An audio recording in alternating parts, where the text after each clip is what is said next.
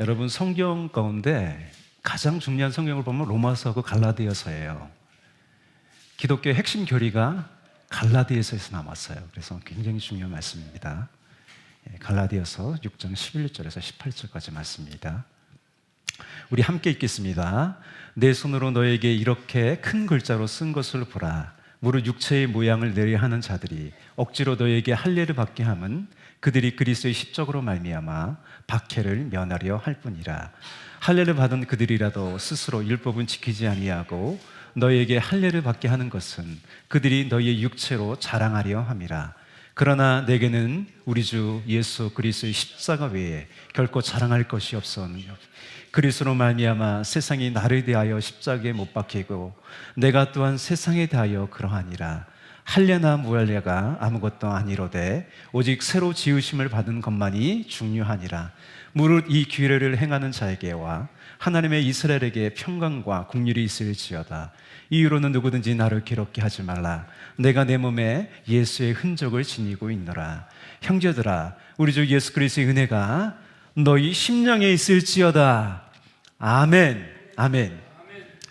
저는 이 말씀을 가지고요, 아노 도미니라는 제목으로 말씀을 전하겠습니다. 이 아노 도미니는요, 라틴어인데요, 보통 AD라고 하잖아요. AD. 시대, 연수를 표시할 때 AD라고 표시를 하잖아요. 라틴어로는요, 주님의 해라는 뜻이에요. 주님의 해. 주님의 해. 전 세계가요, 이 시대를 말할 때 표준으로 이 BC와 AD로 표기를 하죠. BC는 뭐죠? Before Christ. 예수님 오기 전. AD는 뭐예요? 예수님 온 이후죠. 아노 도미니. 아노 도미니. 본문을 보면요, AD. 우리는 지금 아노 도미니, 주님의 해를 살고 있어요. 주님의 해를 살고 있어요. 또 예수님께서요, 떠나시면서 약속하셨어요. 이것만 남았어요. 여러분, 성경을 보면요, 성경의 모든 약속이 다 성취가 됐어요. 뭐만 남았어요? 예수님이 이 땅 가운데 다시 오신다는 그 약속만 남았어요. 할렐루야. 그래서 초대교회 성도들은 어떻게 인사했느냐면 마라나타 했어요. 마라나타. 우리 서로를 보면서 인사할까요? 마라나타. 마라나타. 마라나타. 예수님 다시 오세요. 다시 오세요. 그래서 여러분, 종말이란 말이요, 끝을 말하는 게 아니라요, 종말은 언제부터 시작됐어요? 예수님이 이 땅에 오신 날부터 종말이 시작된 거예요. 지금은요, 은혜의 시대예요. 은혜의 시대. 주님의 해를 우리가 살고 있어요. 제가 인천으로 이곳으로 오면서 일산에 계신 작은 교회 목사님이 계셔가지고 제가 이제 전화를 드렸어요. 전화를 해서 이곳에 오게 됐다고. 그래서 여기서 한 20년 정도 목회한다고 그런 계획이 있다고 제가 얘기했어요. 근데 그 목사님이 뭐라고 얘기하시냐면, 과연 20년 채울 수 있을까요? 그 다음에 뭐라고 말씀하시냐면, 그 전에 예수님 오실 것 같다고 얘기하시더라고요. 저도 빨리 오셨으면 좋겠어요. 근데 언제 오실지는 모르겠지만 하루하루 주님과 함께 열심히 살려고 합니다. 아멘. 제가 오늘 설교 제목을 왜 AD로 정했는지 이제 본문을 볼게요. 이 갈라디아서잖아요. 이 갈라디아서는 바울이 선교 초기에 개척한 이 갈라디아 지역에 있는 교회에 보내는 편지예요. 갈라디아 지역이 어디냐면 지금의 터키 있잖아요. 터키. 서북부에 있어요. 서북부에 있어요. 갈라디아 지역. 거기 지역에 있는 교회들한테 편지를 쓴 거예요. 갈라디아서를 좀 1장부터 쭉 읽다 보면 교회의 상황이 심상치 않는 것 같아요. 왜요? 이 그리스도 안에 있는 복된 삶을 누리지 못하니까요. 그래서 이 편지를 보면 바울의 다른 편지들은 좀 인사를 좀 길게 하거든요. 근데 인사를 짧게 하고요, 바로 본론으로 들어가요. 우리 한번 찾아볼 거예요. 갈라디아서 1장 6절과 8절. 바울이 마음이 잘 들어있어요. 앞쪽이니까 한번 볼게요. 갈라디아서 1장 6절에서 8절 이렇게 되어 있어요. 그리스도의 은혜로 너희를 부르신 이를 이같이 속히 떠나 다른 복음 전하는 것을 내가 이상히 여기노라. 그래서 이 이상히 여기노라는 그 말 속에는요, 좀 화가 좀 났어요. 화가 났고 또 안타까운 마음이 많아요. 여러분, 우리가 믿지 않는 사람을 보면 안타까운 마음이 있어요, 없어요? 예? 있어요? 그게 정상이죠. 믿지 않는 사람 보면 안타까운 마음이 들어요. 어떻게 저 사람들은 주님 없이 어떻게 사는지 모르겠어요? 뭐 이런 마음이 드는 거죠. 안타까워요. 이어서 바울은요, 어떤 말을 쓰냐면 다른 복음이라는 말을 써요. 그래서 다른 복음은 없다 그래요. 다른 복음은 없습니다. 인류에게요, 그리스도 외에 다른 복음은 없어요. 복음이 뭐예요? 굿뉴스죠. 여러분 인생 가운데 복음이라는 게 있어요? 대회에서 1등 나가는 게 복음이기도 해요. 나한테 좋은 소식이에요. 그러나 그건 영원하지 않아요. 그죠? 늙어요. 이제 늙어요. 저도 늙어요. 좋은 소식이긴 하나 그 복음은요, 영원하지 않아요. 예수 그리스도의 복음은 없습니다, 여러분. 여러분 인생 가운데 확실히 알아두세요. 예수님 외에 복음이 없다는 것. 이렇게 되어 있어요. 다만 어떤 사람들이 그냐면 유대주의 거짓 교사들이 들어왔어요, 교회 안에. 이 거짓 교사들이 어떻게 했냐면 너희를 요란케 하여 그리스도의 복음을 변하려 함이라. 복음을요, 변질을 시켜버리는 거예요. 그러니 화가 나요, 안 나요? 화가 나는 거죠. 복음의 변질이 어떻게 일어납니까? 복음이 원액이라고 하면 무엇을 첨가하거나 빼는 거예요. 여러분, 물에 잉크를 한 방울만 떠뜨리면 어떻게 돼요? 저물은 어떻게 되나요? 시커매지고 잉크물이 되는 거예요. 밑에 또 볼게요. 그러나 우리나 혹은 하늘로부터 온 천사라도 우리가 너에게 전한 복음 외에 다른 복음을 전하면 저주를 받을지어다. 저주받아요, 여러분. 다른 복음은 없어요. 예수 그리스도 외에 복음은 없어요. 갈라디아 교회에 복음의 변질이 일어나고 있는데 바울이 어떻게 가만히 있을 수가 있겠어요? 그렇다면 갈라디아 교회에는 도대체 무슨 일이 일어났을까요? 이 갈라디아서를 보면 유대인의 여러 절기를 지킨 문제도 있어요. 뭐 절기의 문제도 있지만 당연 중요한 이슈는 뭐냐면 할례의 문제예요. 할례의 문제. 할례의 문제 속에 다른 문제가 다 포함되어 있는 거예요. 여러분, 할례의 문제는 오늘날로 말하면 남자가 폭용 수술을 하는 거잖아요. 그거예요. 근데 그 할례는요, 폭용 수술 받고 안 받고의 문제가 아니라 할례는 뭐냐면 유대인들이요, 하나님이 선택하신 거룩한 백성임을 나타내는 표식이었어요. 할례를 받음으로 나는 거룩한 백성이라는 표식이었죠.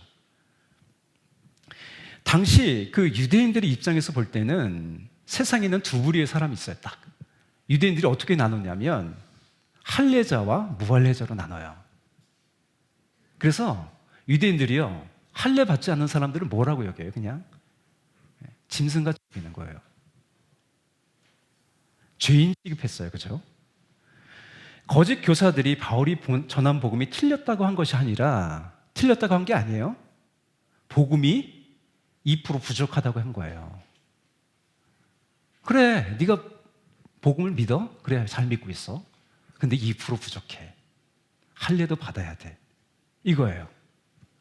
여러분, 예수님께서 이루신 완전한 복음을 2% 부족하다고 하면 여러분이 용답 되시겠어요? 예수님 복음은요, 완전합니다. 2% 부족한 게 아니에요. 갈라디아서 5장 2절 4절이에요. 보라, 나 바로 너에게 말하노니 너희가 만일 할례를 받으면 그리스도께서 너희에게 아무 유익이 없느니라. 내가 할례 받는 각 사람에게 다시 증언하느니 그는 율법 전체에 행할 의무를 가진 자라. 율법 안에서 의롭다 함을 얻으려 하는 너희는 어떻게 된대요? 그리스도에게서 끊어지고 은혜에서 떨어진 자로라. 바울은요, 분명하게 말해요. 율법의 행위로 의롭게 되는 것이 아니라 그리스도를 믿음으로 의롭게 된다는 거예요. 그러면 율법은 필요 없나요?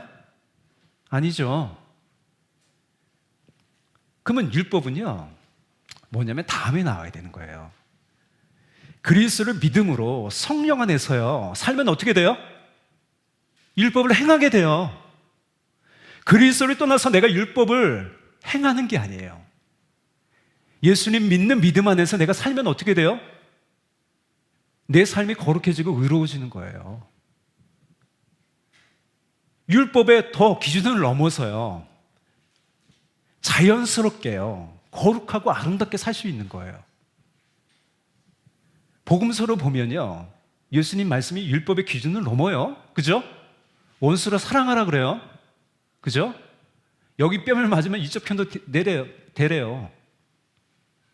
어떻게 그렇게 할 수 있나요? 예수님 믿으면 되는 거예요. 바울은 본문에서요, 다시 복음이 무엇인지 알려줘요. 그래서 복음이 변질이었잖아요. 그래서 가장 복음의 핵심을 알려주는 거예요. 오늘 그것을 좀 살펴보려고 합니다. 본문은요, 갈라디아서 결론이에요. 바울의 편지가 보통 대피를 많이 했어요. 바울이 이제 읽는 거예요. 쭉 얘기를 하면 한 사람이 대피를 해요. 글을 받아 쓰는 거예요. 근데 오늘 보면 첫 번째 부분, 우리 본문을 보면 어떻게 되어 있어요? 이 부분을 바울이 본인이 직접 썼다고 밝히고 있어요. 그래서 이렇게 되어 있죠. 내 손으로 너에게 이렇게 큰 글자로 쓴 것을 보라. 그래서 이거는 실제로 내가 글자로 썼다는 것을 강조하기보다는 마지막 내용이 중요한 내용이라는 어떤 표현이겠죠. 다음 12절이에요. 본문 12절을 볼게요. 다 같이 읽을게요. 무릇 육체의 모양을 내려하는 자들이 억지로 너희에게 할례를 받게 함은 그들이 그리스도의 십적으로 말미암아 박해를 면하려 할 뿐이라. 당시 기독교는요, 지금 기독교가 많잖아요, 소수에 불과했어요. 그래서 로마는 처음에 어떻게 생각했냐면, 그 기독교라는 게 유대교 안에 속한 종파인 줄 알았어요. 유대교 안에 좀 다른 종파다, 속한 종파인 줄 알았어요. 근데 점점 기독교가 확장되면서 그 기독교가 유대교와 다른 종교인인지를 인지하게 되었고, 점점 유대교가 박해를 시작했죠. 그죠? 기독교가 퍼져나가니까 처음으로 이제 유대교가 박해하기 시작했어요. 그 다음에 더불어 로마도 박해하기 시작했어요. 또 어떤 일이 일어났어요? 요한복음이 나오죠. 유대교에서 기독교로 개종한다고 하잖아요. 개종하는 거예요. 개종하면 출교를 당했어요. 공동체에서요, 출교를 당했다는 건 뭐냐면 되게 살기가 어려워지는 거예요. 이스라엘 그 나라가 이렇게 공동체잖아요. 우리 외국 가면 그러잖아요. 교회 공동체 가운데 이렇게 커뮤니티가 있는 거잖아요. 근데 예수님 믿으면 출교를 당했다는 얘기예요. 되게 불이익이 많았다는 얘기죠. 그래서 갈라디아 교인들이 이 거짓 교사들의 말에 따라 할례를 받으려 했던 이 근본적인 이유는 뭐냐면, 기독교가 유대교와 다르지 않다는 걸 보여주는 위선적인 행동이었다는 거예요. 여러분, 그리스로 당하는 여러 가지 어려움 때문에 할례를 받은 거예요. 할례를 받는 것이 의미 있기보다는 박해를 면하라고, 바울이 쓴 그대로죠. 박해를 면하라고 할례를 받은 거예요.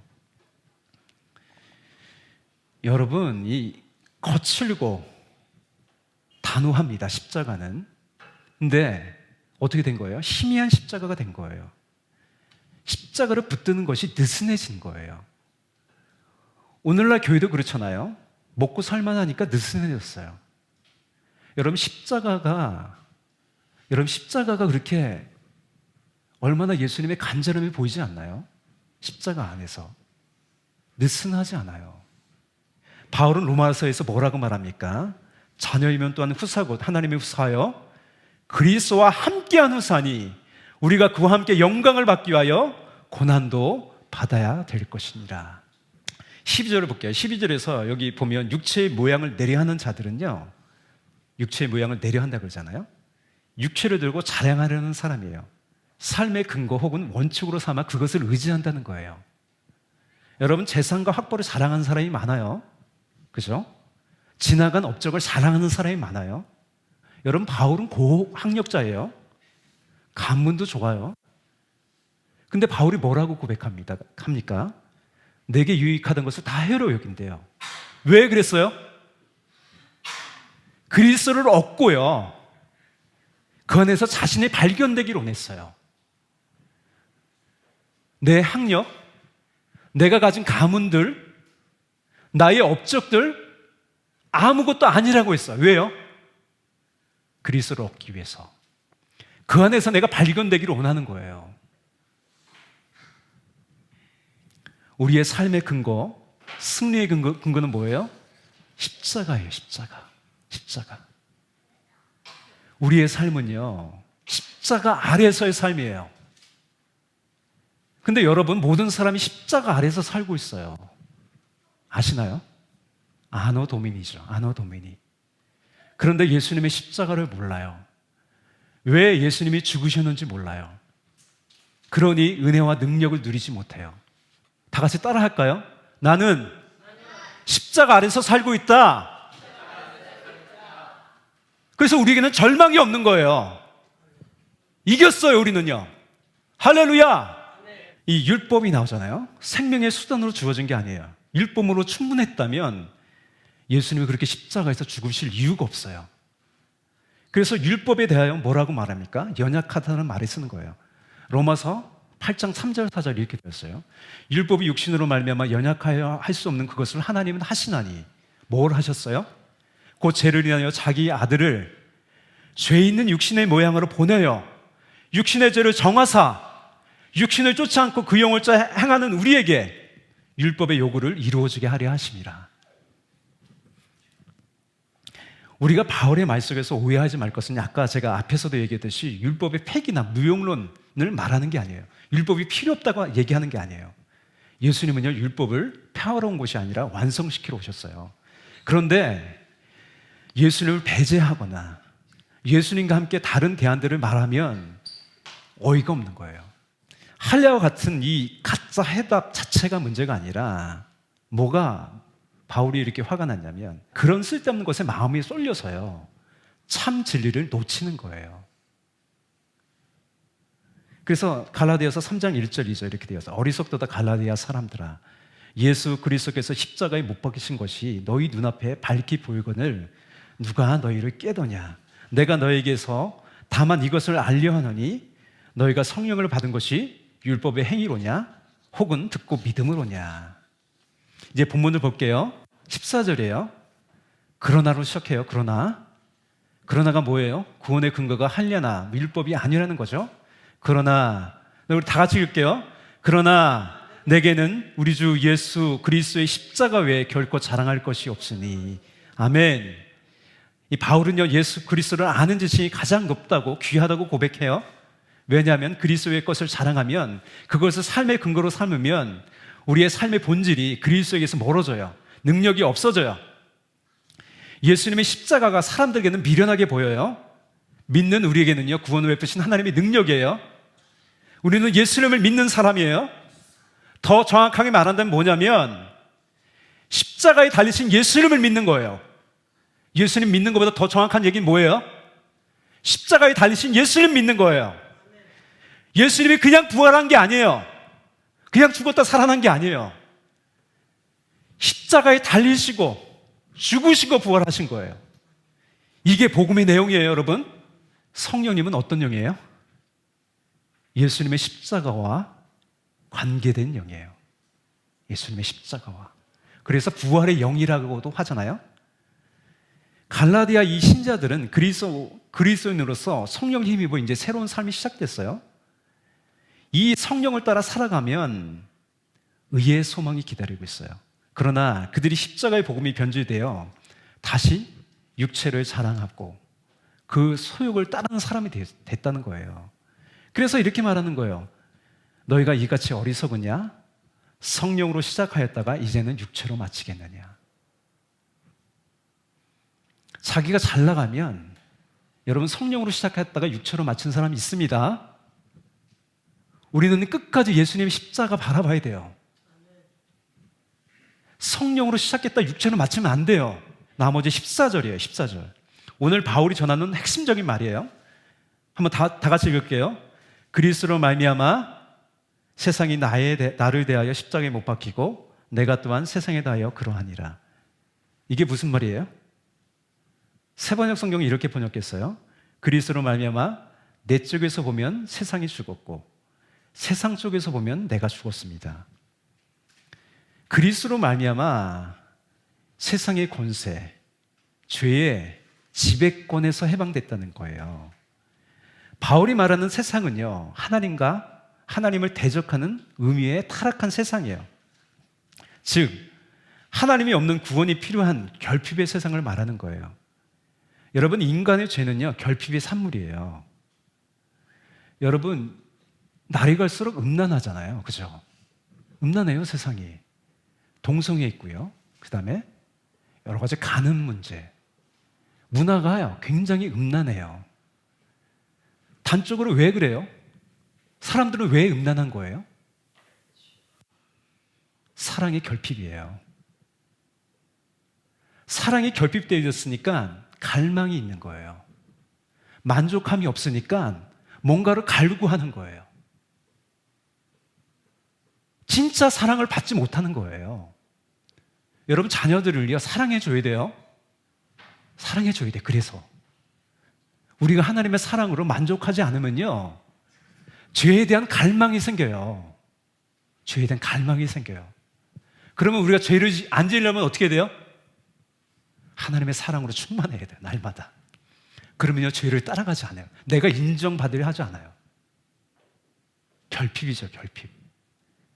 결핍의 산물이 죄예요, 여러분. 이 결핍의 충족 또는 회복이 구원이에요, 그게. 그래서 예수님은 뭐라 그래요? 내가 주는 물은 그 속에서 솟아나는 샘물이 되리라 라고 하는 거예요. 모든 인간은요, 죄의 지배 아래 있어요. 따라서 구원은요, 이 죄의 다스림으로부터 해방이 필요한 거예요. 바울이 자랑하는 그리스도의 십자가는요, 이런 세상과의 죽음을 통한 결별이에요, 결별.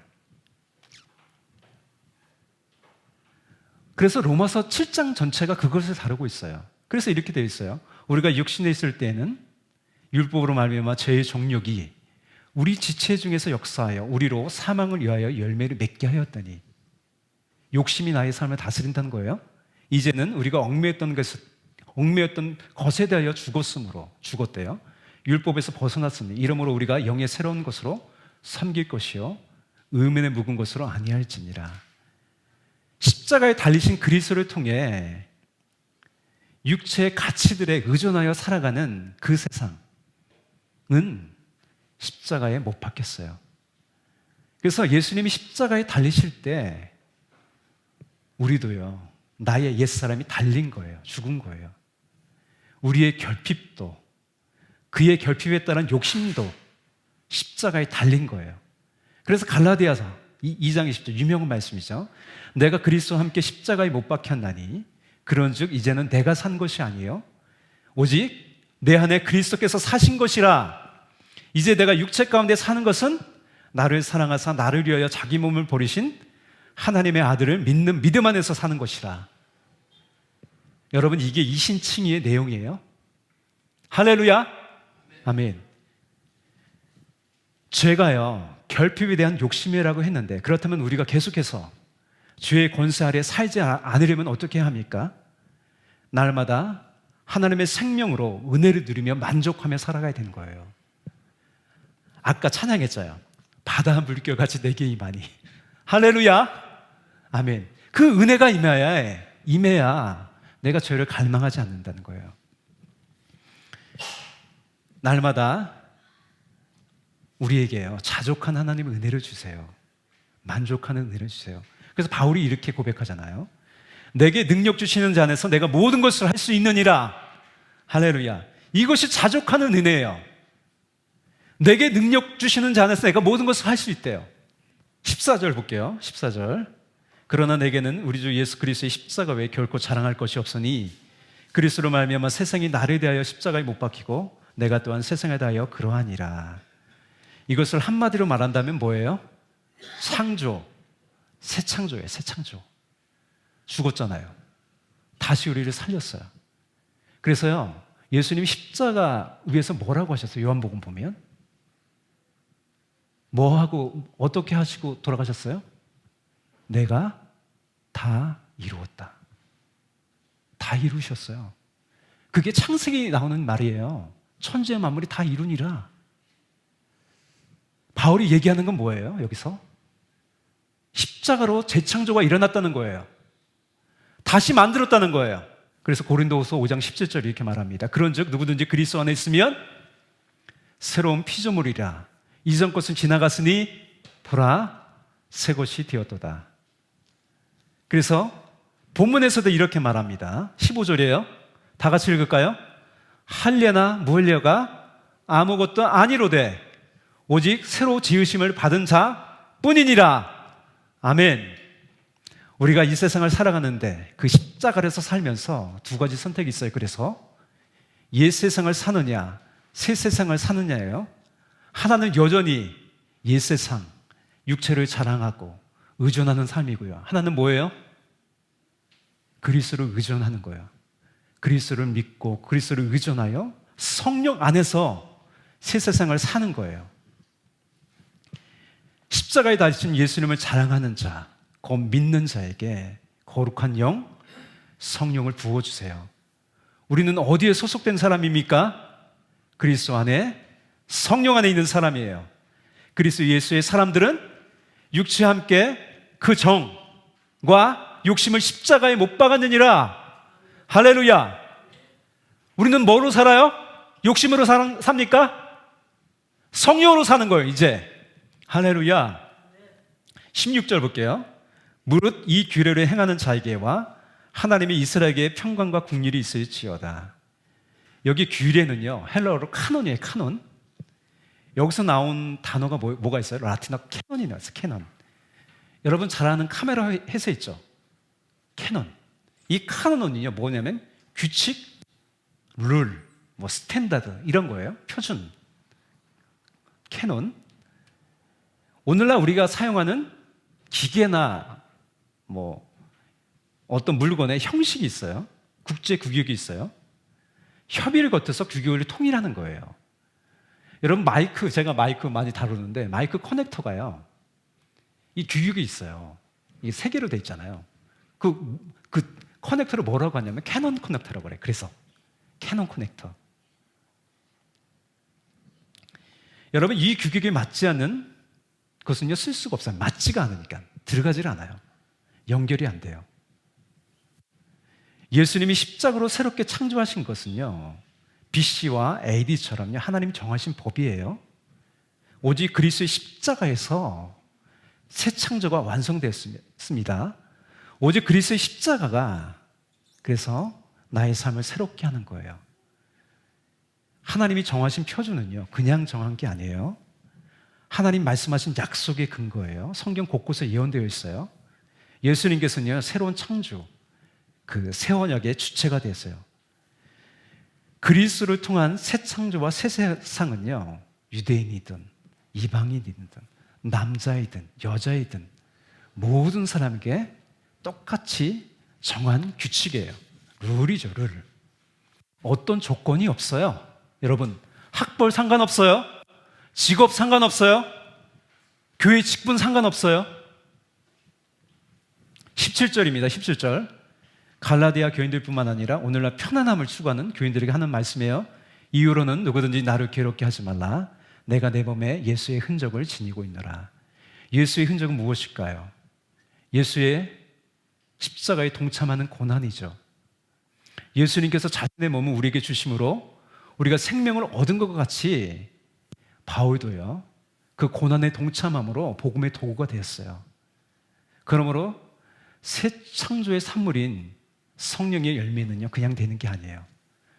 성령으로 살아간다는 말은 뭐냐면 육체적 가치를 의존하는 삶을 멈추고요 오히려 육체가요, 우리 몸이 성령님의 선한 도구가 되는 거예요.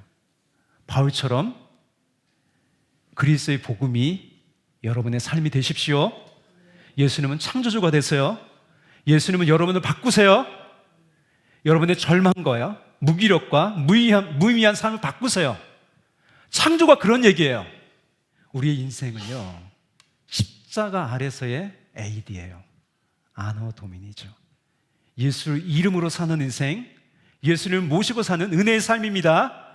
마지막 18절을 성품으로 마칠게요. 제가 형제들아 우리 주 예수 그리스도의 은혜가 너희 심령에 있을지어다.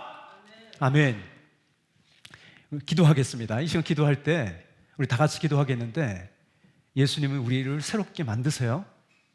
십자가로 우리를 새롭게 하셨습니다. 그 예수님 믿으면서요, 여러분 나를 일으켜 주세요. 예수님의 이름으로 일어나는 역사가 일어나요. 여러분 아픈 분 계세요? 마음에 상처가 있는 분 계세요? 예수님의 이름 믿고 기도하세요. 하나님께서 고치시고 새롭게 하십니다. 다 같이 주여 삼창하고 우리 기도하겠습니다. 주여, 주여, 주여.